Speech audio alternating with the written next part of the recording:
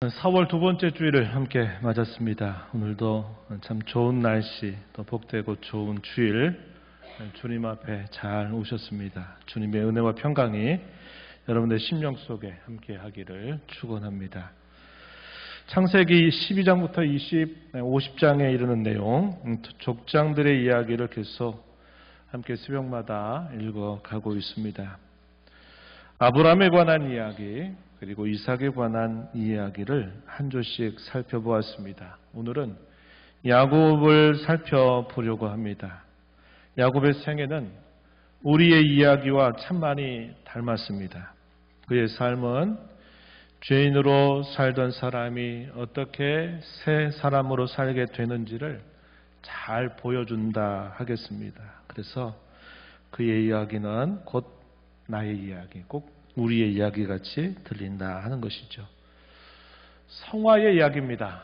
거룩해져가는 삶에 대한 그런 말씀을 우리가 이 야곱의 생애를 통해서 살펴볼 수 있다 하는 것입니다. 오늘도 성령께서 저와 여러분의 심령을 깨우쳐 주시고 또 저희의 마음을 주장해 주시기를 바랍니다. 신앙독장 야곱의 생애는 크게 두 부분으로 나눌 수 있습니다. 태어날 때부터 부모로부터 받은 이름인 야곱으로 살았던 때, 그리고 하나님으로부터 받은 새 이름 이스라엘로 산 때, 이렇게 두 부분으로 나눌 수 있겠습니다.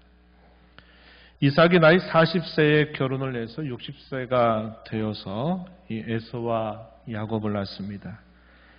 이들의 이름은 출생 당시의 모습을 따라서 지어진 이름이었습니다. 특별한 의미가 없었다 하는 것이죠. 에서는 태어날 때 불꽃 전신이 터록 같아서 지어진 이름이었고, 야곱은 형의 발꿈치를 잡고서 태어나서 지어진 이름이었습니다. 이 야곱의 뜻은 여기서 발꿈치를 잡는다라는 뜻을 가지고 있어요. 다른 말로 조금 풀어서 말씀드리면 속인다라는 의미를 가지고 있는 겁니다. 창세기 25장 26절, 27장 36절 말씀에서 그 의미가 잘 소개되고 있어요. 창세기 25장 26절 말씀에 보면은 이렇게 표현됩니다. 후에 나온 아우는 야곱을 말하는 거죠. 에서의 발꿈치를 잡았으므로 그 이름을 야곱이라 하였으며 리브가가 그들을 낳을 때 이삭이 60세였더라. 이렇게 말합니다. 발꿈치를 잡았다. 그래서 야곱이라 이렇게 지었다고 표현되어 있죠. 27장 36절 말씀에서는 에서가 아버지 야곱에게 한탄하면서 한 말입니다. 에서가 이르되 그의 이름을 야곱이라 함이 합당하지 아니하니까 그가 나를 속임이 이것이 두 번째니이다. 전에는 나의 장자의 명분을 빼앗고 이제는 내 복을 빼앗았나이다. 이렇게 말했습니다.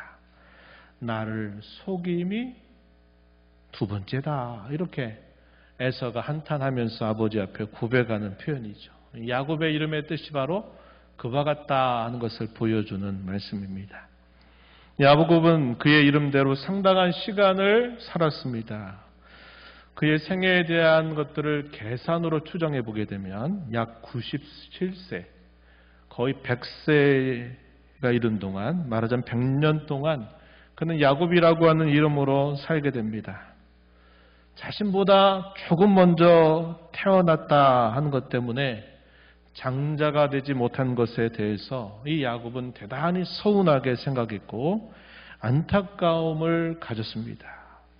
그래서 이 형 에서의 장자권에 대하여 계속적으로 욕심을 가지고 있는 반면에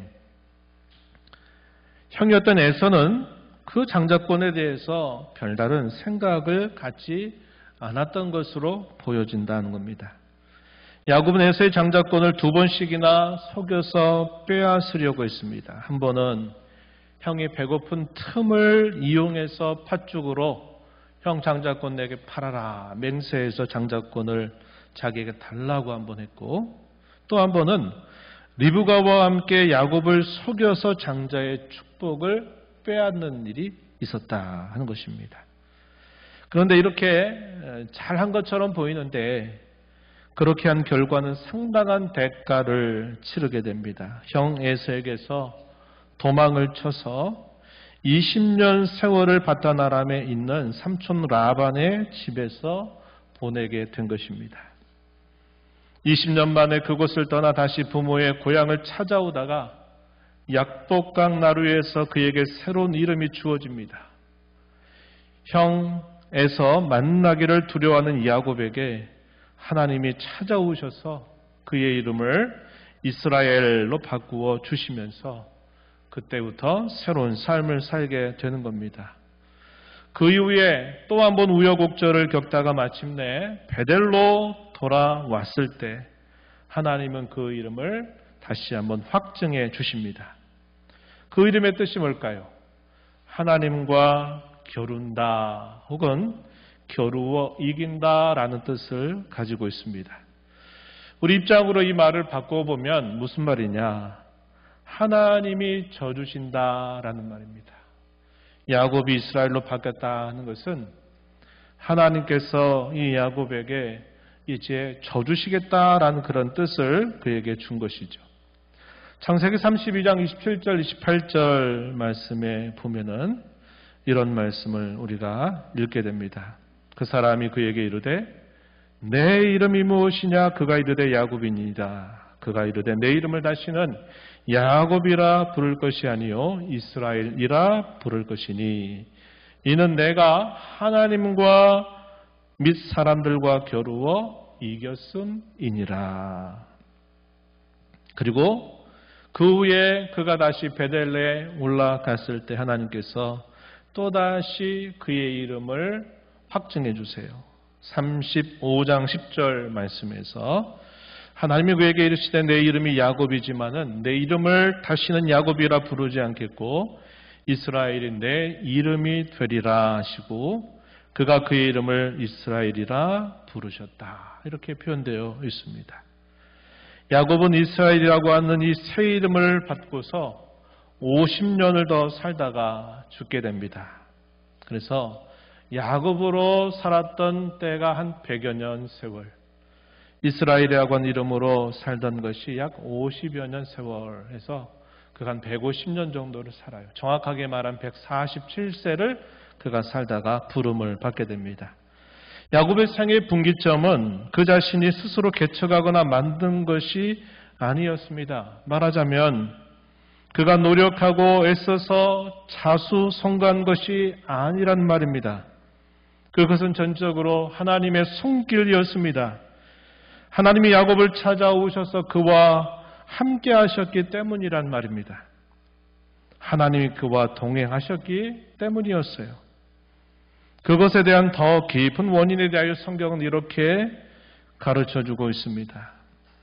야곱이 태어나기 전부터 하나님께서 그를 선택하셨다 하는 사실이고 그를 사랑하셨다고 하는 것입니다. 다음에 성경 구절들을 한번 살펴보시죠. 창세기 25장 23절 출생 때 들었던 말씀입니다. 여호와께서 이삭에게 말합니다. 두 국민이 내 태중에 있구나. 두 민족이 내 복중에서부터 나누이리라. 이 족속이 저 족속보다 강하겠고 큰 자가 어린 자를 섬기리라 하셨더라. 야곱과 에서의 삶에 대한 예언의 말씀이 되겠죠. 말라기 1장 2절과 3절 말씀에 보면은 이런 표현이 나타납니다.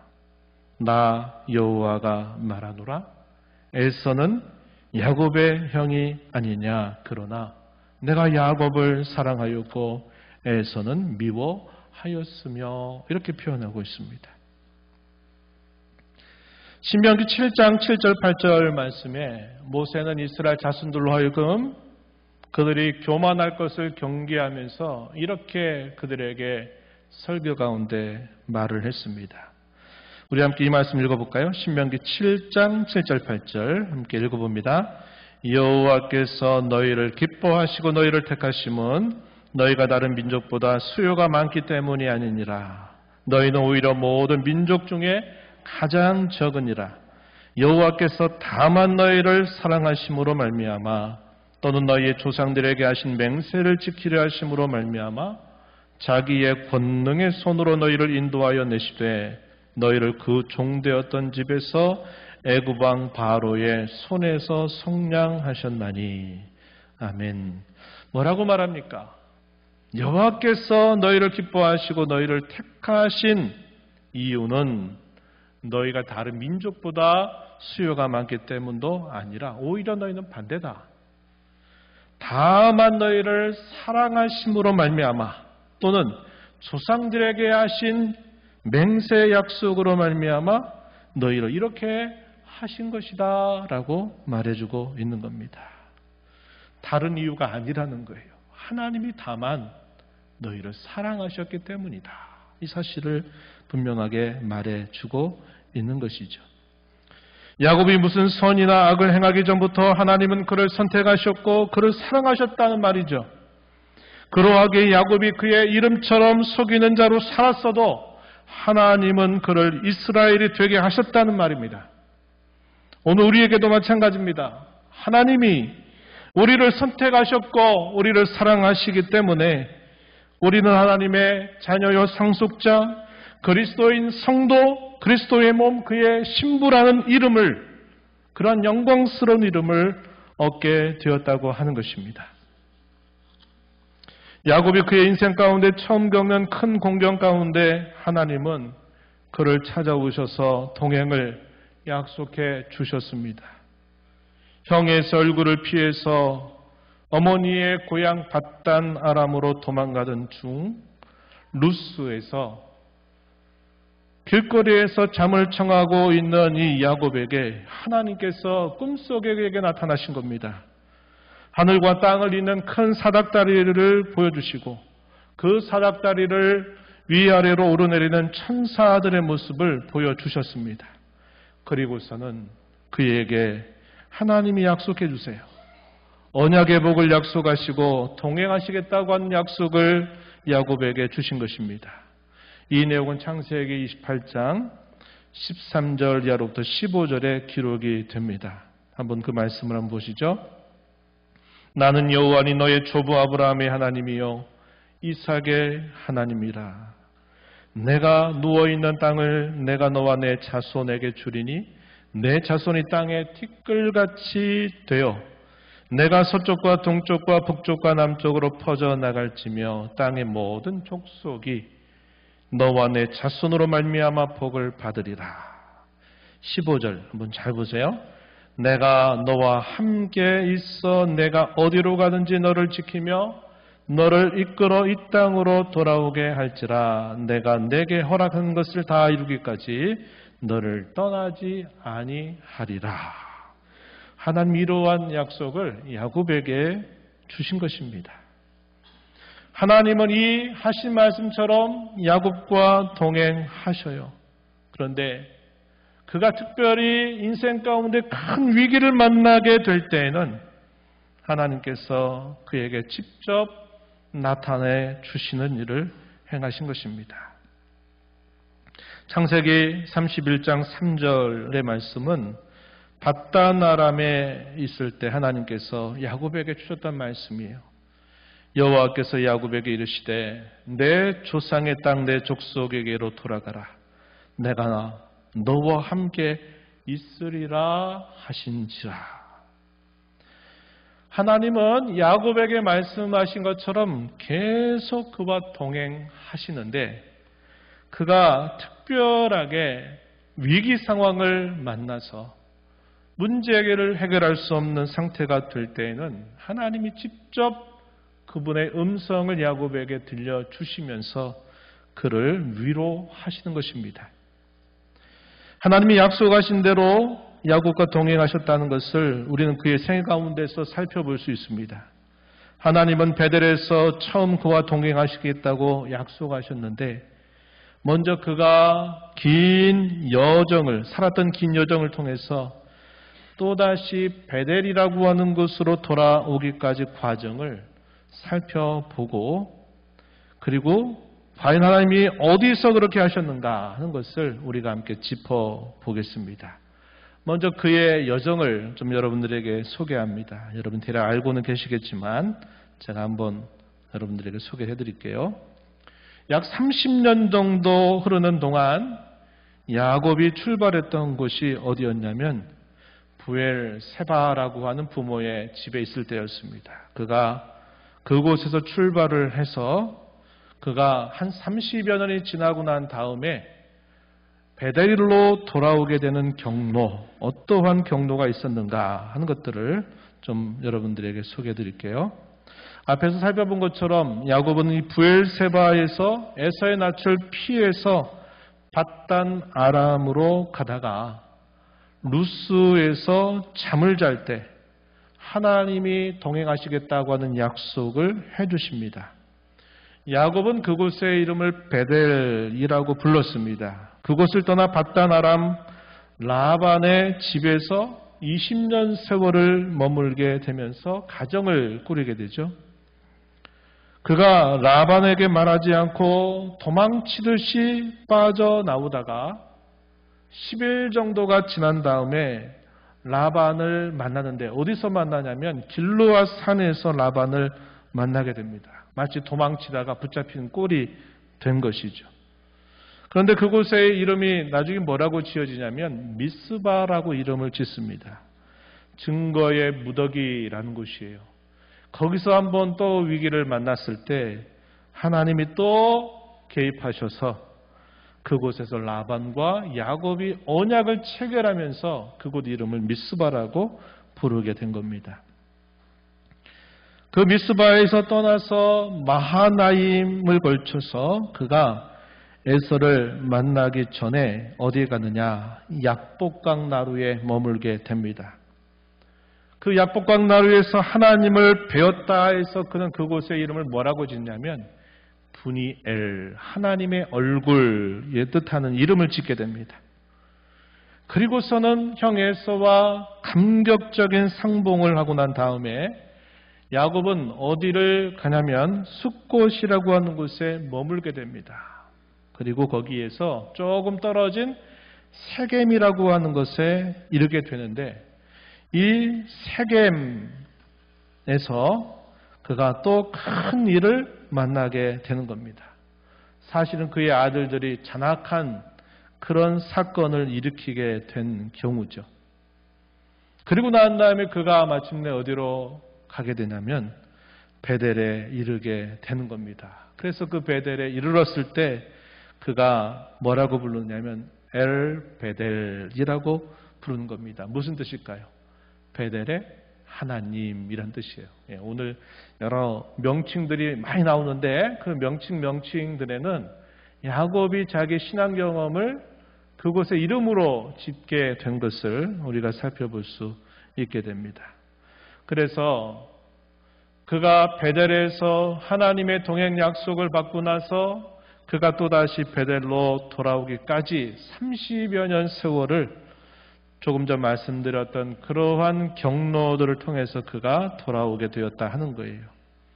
그리고 조금 참고적으로 말씀을 드리면 여기에서 어디로 가냐면 베들레헴을 갑니다. 베들레헴에 가고 마침내 헤브론에 도착을 합니다. 거기에서 약 23년 정도를 머무르게 되고 그리고 그의 아들 요셉으로 인해서 먹을 것을 구하려다가 어디로 가냐면 애굽의 고센 땅으로 가서 17년을 더 살다가 거기서 죽음을 맞게 되는 것이 이 야곱의 생애에 대한 것입니다. 그러면 그 긴 여정 가운데 하나님이 어디에서 그렇게 야곱과 동행하셨는가 하는 것을 살펴보겠습니다. 우선 저와 여러분 꼭 염두에 둬야 할 것이 있어요. 그게 뭐냐면 하나님은 항상 그와 동행하셨다고 하는 사실입니다. 다만 하나님이 은밀하게 그렇게 하셨을 뿐이에요. 보이지 않지만 그가 동행하시는 그 손길을 통해서 야곱과 언제나 함께 하셨다고 하는 사실입니다. 지금부터 여러분들에게 제시하는 몇 곳은 하나님이 동행하셨는데 하나님이 직접 그에게 나타나셔서 그와 동행하심을 보여준 곳을 몇 곳 살펴보려고 합니다. 첫 번째는 어디냐면 밧단 아람입니다. 어머니의 고향이죠. 이 밧단 아람에 있을 때였습니다. 라반의 집에 머물면서 아내 둘 그리고 2명의 첩을 얻게 되고 11명의 아들을 낳고 1명의 딸을 얻게 된 야곱은 그곳에서 20년 세월을 보내게 되는 동안 하나님께서 자신과 함께 하셨다고 하는 사실을 깨닫고 고백합니다.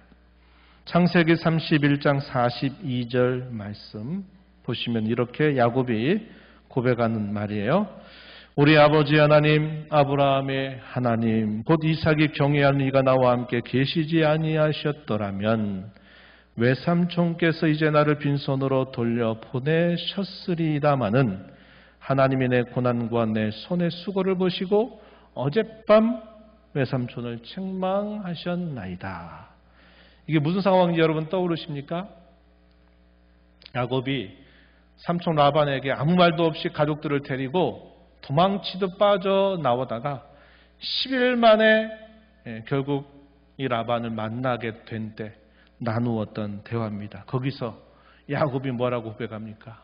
삼촌 집에 제가 20년 동안 있는 동안 하나님이 나와 함께 하셨기 때문에 하나님이 이렇게 내게 소유를 얻게 하셨고 어젯밤 하나님이 삼촌에게 나타나서 그렇게 말씀하셨던 것입니다. 이렇게 말하는 것이죠. 두 번째는 어디에서냐면 길르앗산, 아까 미스바라고 불렀던 곳에서였습니다. 야곱은 삼촌 라반의 집에서 몰래 도망쳐도 빠져나오다가 10일 만에 길르앗산에 도착했을 때 추격하던 라반을 만나게 됩니다. 바로 그 전날 밤 하나님은 라반에게 나타나셔서 야곱에 대하여 이렇게 말씀하세요. 너는 야곱에 대해서 선악간에 어떠한 것도 말하지 말아라. 이렇게 말씀해 주십니다. 그 일로 인하여 야곱은 문제를 해결받아요. 이 문제가 해결되면서 라반과 야곱 사이에 언약을 체결하게 됩니다. 야곱은 자신과 함께 하신 하나님의 은혜를 기억하고 감사하면서 그곳 이름을 미스바, 즉 증거의 무더기라는 이름을 짓게 된 겁니다. 창세기 31장 24절에 밤에 하나님이 아람 사람 라반에게 현몽하여 이르시되 너는 삼가 야곱에게 선악간에 말하지 말라 하셨더라. 44절로 가서 보면 오라 이제 오라 내가 나와 내가 언약을 맺고 그것으로 너와 나 사이에 증거를 삼을 것이니라. 그래서 야곱의 가는 길을 하나님이 보호하심을 보여주고 있습니다. 세 번째는 그 유명한 약복강 나루에서입니다. 야곱은 첩첩산중 같은 위기를 계속 만납니다. 그것은 무고하게 맞는 위기가 사실은 아니었어요. 자기가 잘못한 것이 없는데 맞는 위기라기보다는 어떤 면에서는 자기가 스스로 자초한 위기들이 많았다는 겁니다. 그의 인생 최대 위기를 꼽으라면 형 에서를 만날 때였을 것입니다. 에서가 400명의 장정을 데리고 이 야곱을 만나러 찾아올 때 야곱은 무척이나 두렵고 절박한 심정으로 약복강 나루 위에서 밤을 지새게 됩니다. 바로 그때 하나님께서 또다시 이 야곱을 찾아오시죠. 그리고 이 야곱에게 씨름을 걸어와서 그의 환도뼈를 치십니다. 환도뼈를 맞으니 야곱은 더 이상 도망칠 수도 없고 피할 수도 없는 상태가 되어버렸습니다. 이제 더 이상 피하지 말고 그 문제를 직면할 수밖에 없는 상태가 된 것이죠. 그런 과정에서 자신을 찾아온 분이 누구이신가를 깨닫던 이 야곱은 필사적으로 그분께 매달리고 은혜를 달라고 간구하게 되는 것입니다. 그때 하나님께서 그에게 내 이름을 다시는 야곱이라 지 말고 이스라엘이라고 바꾸라 하는 말씀을 약속받게 된 겁니다. 창세기 32장 24절 야곱은 홀로 남았더니 어떤 사람이 날이 새도록 야곱과 씨름하였다. 이렇게 표현되어 있습니다. 29절에서 이렇게 말합니다. 야곱이 청하여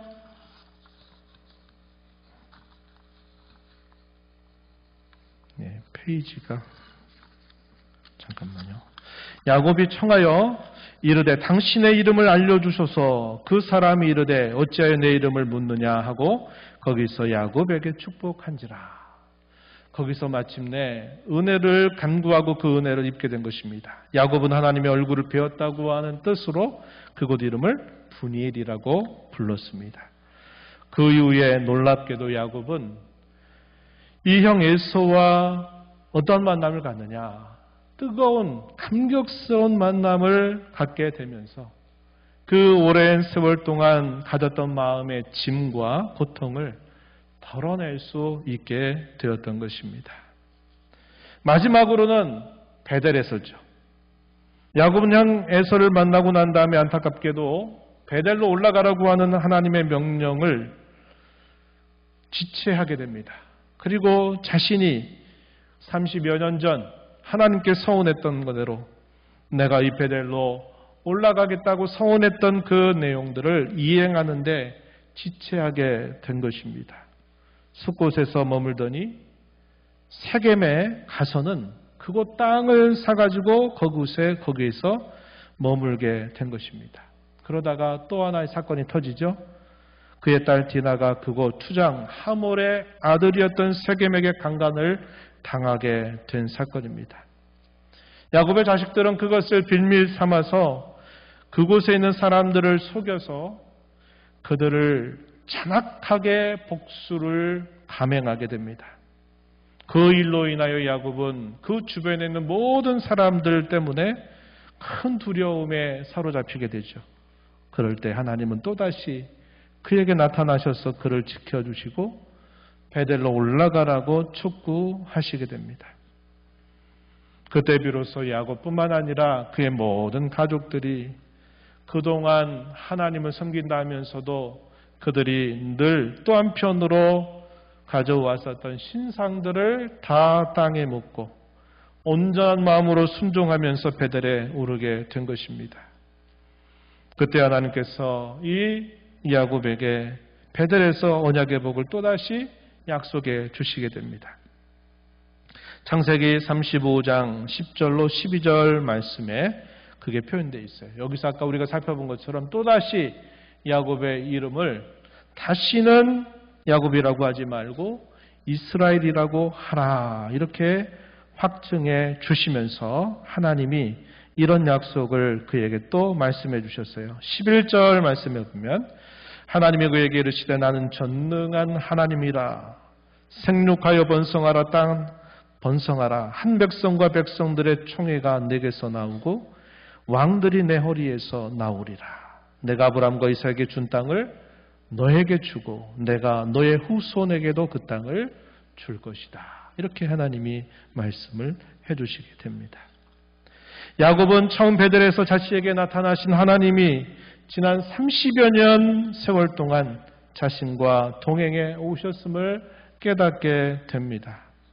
항상 동행해 오셨고 특히 자신이 큰 공경과 위기를 만났을 때는 더욱더 하나님이 그와 함께 하셨음을 그는 깨닫게 된 것입니다. 그의 고백, 여기에 표현되어 있어요. 창세기 31장 40절로부터 42절, 또 35장 1절과 3절에 표현되어 있습니다. 창세기 31장 41절 말씀을 보시면 내가 외삼촌의 집에 있는 20년 동안 외삼촌의 두 딸을 위하여 14년, 외삼촌의 양떼를 위하여 6년을 외삼촌에게 봉사하였거니와 외삼촌께서 내 품삯을 10번이나 바꾸셨으며 우리 아버지 하나님 아브라함의 하나님 곧 이삭이 경외하는 이가 나와 함께 계시지 아니하셨더라면 외삼촌께서 이제 나를 빈손으로 돌려보냈을 것입니다. 이야, 이렇게 말하면서 그가 20년 세월 동안 하나님이 언제나 자기와 함께 계셨다는 사실을 깨닫고 라반에게 고백하는 표현을 우리가 보게 되고요. 35장 다시 그가 베델에 왔을 때 그가 이렇게 고백했습니다. 35장 1절 말씀에 보면 하나님이 야곱에게 이르시되 일어나 베델로 올라가서 거기 거주하며 내가 내 영 에서의 낯을 피하여 도망하던 때 내게 나타났던 하나님께 거기서 제단을 쌓으라 하신지라. 하나님의 명령이 또다시 떨어졌습니다. 그리고 3절에 보면 이렇게 표현됐습니다. 우리가 일어나 베델로 올라가자. 내 환난 날에 내게 응답하시며 내가 가는 길에서 나와 함께 하신 하나님께 내가 거기서 제단을 쌓으려 하노라. 뭐라고 표현했습니까? 내가 가는 길에서 나와 함께 하신 하나님, 이렇게 표현을 하고 있는 겁니다. 야곱의 생애는 어떻게 보면 하나님이 자신과 동행하고 계심을 깨닫는 여정이었습니다. 동행하시는 하나님이 누구이신 줄 알아가는 여정이었다. 이렇게 말할 수 있는 겁니다. 저와 욥의 삶도 마찬가지입니다. 우리의 살아온 삶 속에 하나님이 우리와 어떻게 동행하실까요? 대부분은 보이지 않는 손길로 우리와 통행하고 계셔요. 그러나 우리가 인생 가운데서 큰 위기와 공경을 만나게 될 때는 하나님이 마치 눈에 보이듯이 우리에게 나타나셔서 우리와 함께하고 계심을 보여주고 계시다 하는 사실입니다. 우리의 삶도 어쩌면 야곱의 생애와 똑같아요. 하나님이 함께 하시는 삶이로구나. 내가 그것을 잘 알지 못했구나. 그러나 하나님이 이렇게 나와 이제까지 함께 하셨구나 하는 것을 깨닫는 여정이다. 이렇게 여길 수 있는 겁니다. 성경은 이렇게 말하죠. 영생은 하나님과 그리스도를 아는 것이라고 가르쳐 주기도 합니다. 우리는 하나님을 알아가는 거예요. 그게 우리 평생에 우리가 일생토록 알아가다가 부름받게 되는 그 순간까지 우리는 그 하나님을 알고 그 하나님 우리의 삶 속에 언제나 함께 하심을 알게 된다. 이렇게 말할 수 있을 것입니다. 지금까지 우리는 베델에서 베델에 이르는 여정을 통해서 야곱을 빚으시는 하나님의 손길을 살펴보았습니다. 이 교훈을 마음에 새기면서 저와 여러분의 삶 속에 몇 가지 적용해 보기를 원합니다. 첫 번째는 우리 인생 전체가 하나님의 손에 달려 있음을 늘 기억하자고 하는 것입니다. 이것은 실상 모든 사람에 대한 것이기도 하죠. 모든 사람이 태어나고 죽는 것은 자기가 의지대로 태어나서 죽는 사람은 한 사람도 없어요. 하나님이 다 그들을 이 땅에 태어나게 하시고 때가 되면 그들을 부르시는 것이죠. 그러나 제가 여기서 말하고자 하는 요점은 하나님의 사랑을 받고 살아가는 저와 여러분의 인생에 대한 것입니다. 이 땅을 사는 동안 문제없는 인생은 아무도 없어요. 인간으로 살기 위해 필요한 조건들, 먹어야 되기도 하고 입어야 되기도 하고 우리가 거주할 수 있는 집이 있어야 되고 사람의 체면을 유지하기 위해서 꼭 우리에게 요구되는 인간의 조건들이 참 다양하게 있다는 겁니다. 그뿐만 아니라 그런 모든 조건들이 우리가 원하는 만큼 다 채워지지 못하는 것이 우리 인생이고 그러한 인생을 살면서 누구나 다 문제를 비껴갈 수 없다고 하는 것이죠. 우리 그리스도인도 예외일 수 없습니다. 인생살이 가운데 크고 작은 수많은 문제들을 우리가 과연 올바르게 그것을 해결하고 올바르고 잘 풀어갈 수 있을까요? 그렇지 않다는 겁니다.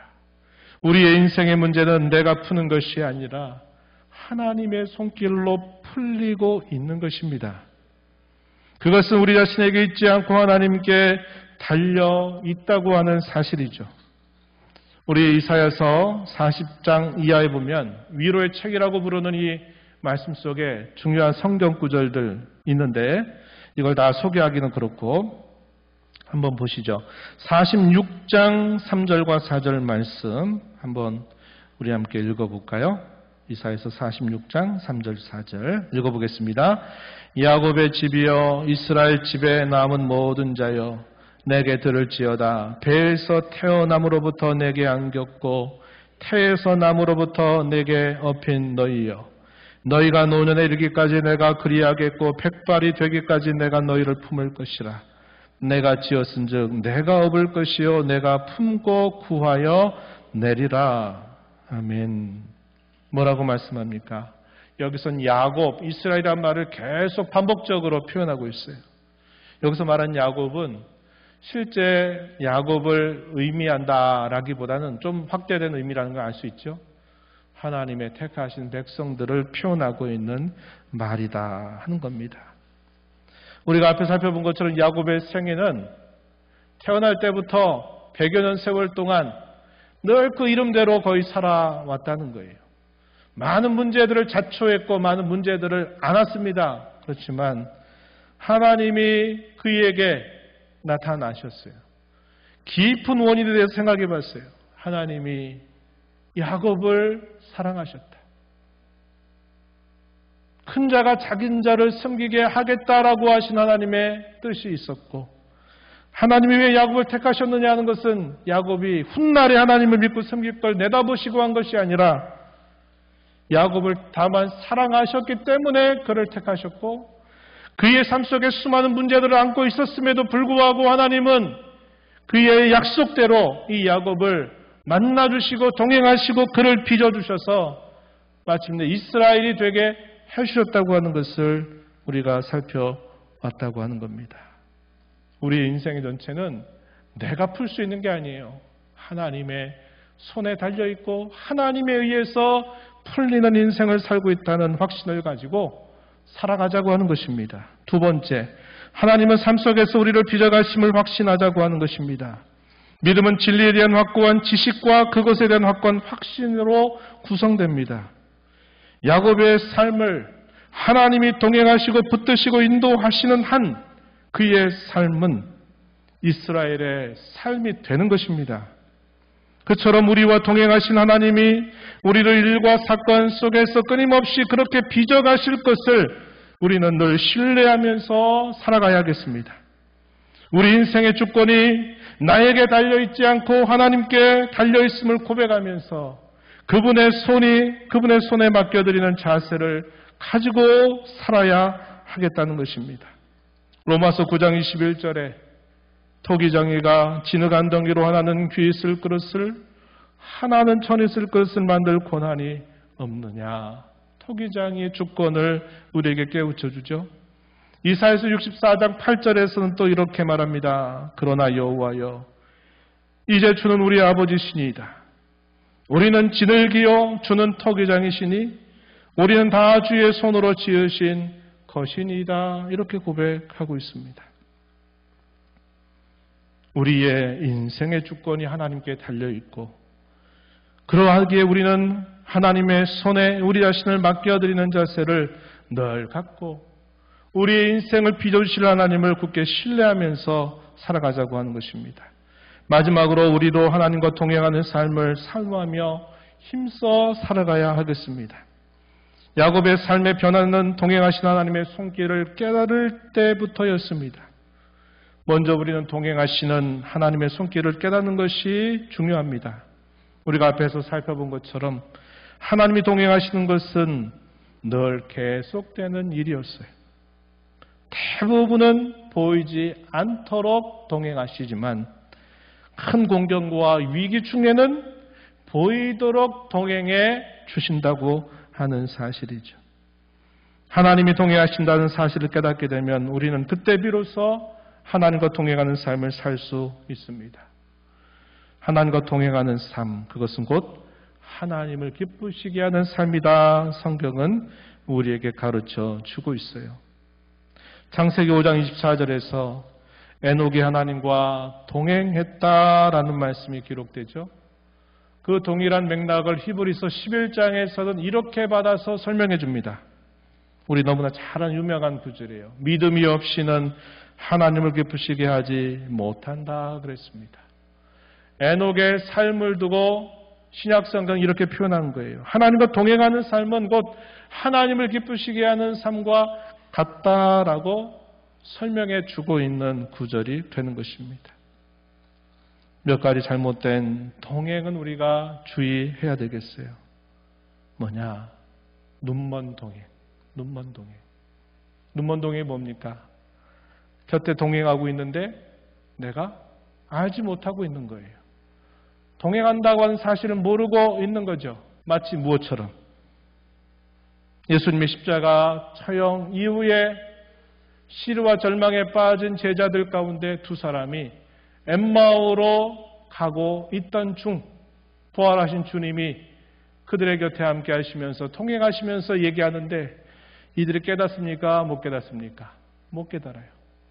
언제 비로소 깨닫나요?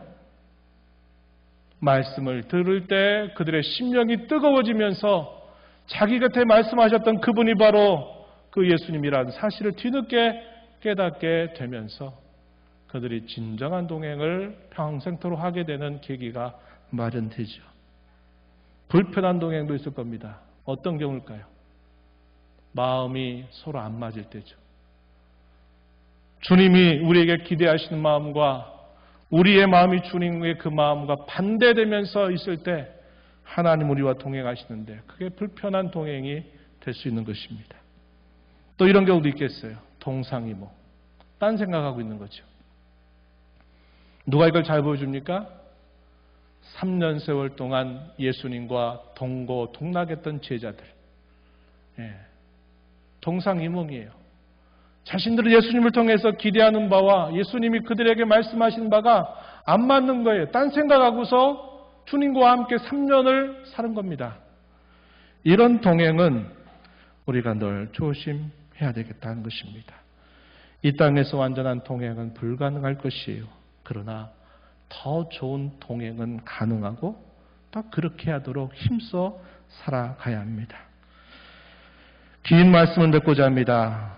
머리로 하는 것보다 더 나은 것이 좋아하는 것이고 좋아하는 것보다 더 나은 것이 그것을 즐기는 것이다 라는 말이 있습니다. 누구 이야기를 하고 있는지 아마 아실 것 같아요.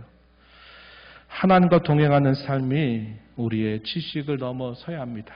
그리고 단순히 좋아하는 것을 넘어서서 날마다 그것을 즐기며 살아가는 그러한 삶이 되어야 합니다. 그러한 복이 오늘 저와 여러분에게 있기를 진심으로 축원합니다. 하나님 아버지, 오늘 야곱의 생애를 살펴보면서 언제나 하나님이 그와 동행하셨다는 사실을 저희가 오늘 교훈받았습니다. 언제나 함께 하셨지만 야곱은 그것을 늘 생각지 못하고 살았습니다. 그러나 그가 정말 인생의 큰 위기 앞에 만날 때는 하나님이 직접 나타나셔서 그런 모든 위기를 극복하도록 도와주셨습니다. 오늘 저희들의 삶 속에 함께 하셔서 동행하신 하나님의 손길을 언제나 염두에 두면서 살게 하시되 우리의 살아가는 인생의 많은 굴곡 속에서 언제나 함께 하신 하나님을 굳게 신뢰하고 저희도 하나님과 통행하기를 기뻐하며 사모하며 더 나아가서는 즐거워하며 즐기며 살아가는 저희들이 되게 주옵소서.